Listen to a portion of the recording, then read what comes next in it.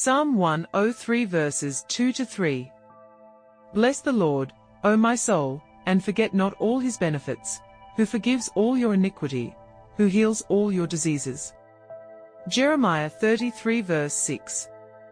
Nevertheless, I will bring health and healing to it. I will heal my people and will let them enjoy abundant peace and security.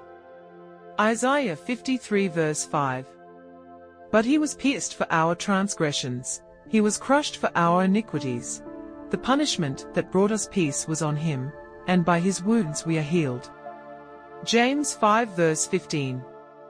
And the prayer of faith will save the one who is sick, and the Lord will raise him up, and if he has committed sins, he will be forgiven.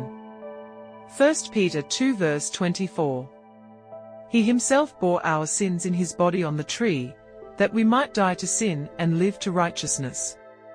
By his wounds you have been healed. Matthew 6 verse 14. For if you forgive other people when they sin against you, your heavenly Father will also forgive you. Mark 11 verse 25. And whenever you stand praying, forgive, if you have anything against anyone, so that your Father also who is in heaven may forgive you your trespasses. Colossians 3 verse 13. Bear with each other and forgive one another if any of you has a grievance against someone. Forgive as the Lord forgave you. Psalm 147 verse 3. He heals the brokenhearted and binds up their wounds. Micah 7 verse 18.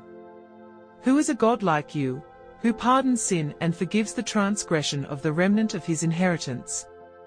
You do not stay angry forever, but delight to show mercy.